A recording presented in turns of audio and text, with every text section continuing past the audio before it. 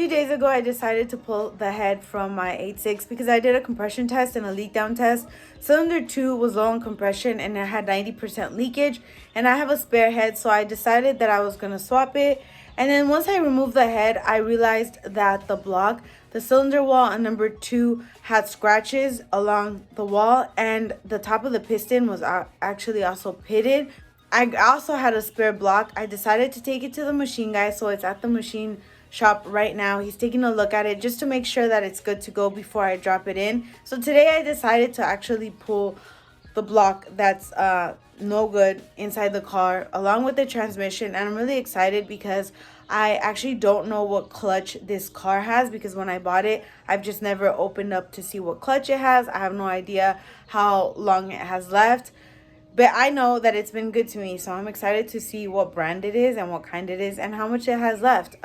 So far, I've taken off the drive shaft and the exhaust. Here it is. I struggled a lot taking off the drive shaft, and I struggled a lot taking off the exhaust. I think because I didn't jack up the car high enough the first time.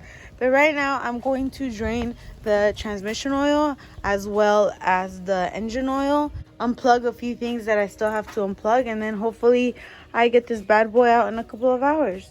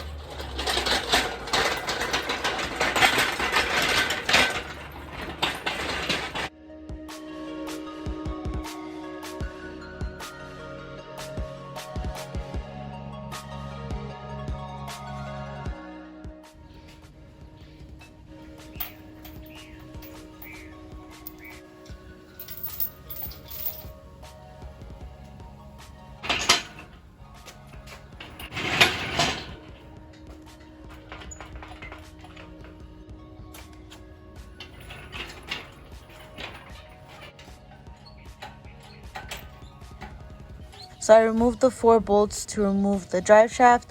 Then I removed the exhaust. I drained the transmission oil. I also drained the engine oil, which is that plug right there. I removed the clutch safe cylinder, which is only being held down by 2 bolts. That one right there. And then I zip tied it just so it wouldn't get caught in anything when I pulled the motor out with the transmission. I also removed this ground right here, which was on that bolt right there. This cable right here that is on the transmission, I just unscrewed it off, and I put a glove on the back of the transmission just so when I pull it out, if it leaks, hopefully the glove catches it and not the floor. Even though I already made a mess, I already loosened up the bolts on the transmission. I don't know if you can see that, but those two, and these two. So I'm about to take them off right now because the engine hoist is already on. I had to remove the starter in order to remove the connectors because the connectors face inward, so I didn't have enough space. So I removed the 2 bolts that are on the transmission that hold the starter right here. There's the engine hoist. It's already set up. I already set it up with my chain. Now I'm going to remove the transmission mount and then pull this baby right out.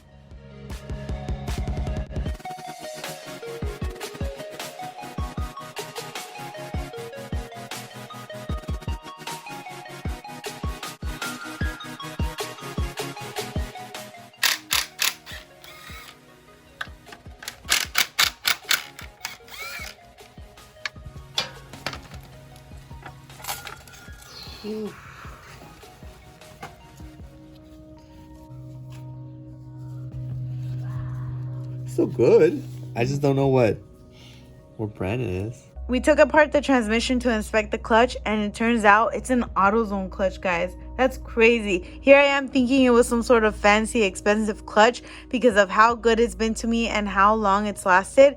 And it's AutoZone. It's like 120 bucks. This car has been so reliable for me and it's given me so much seat time.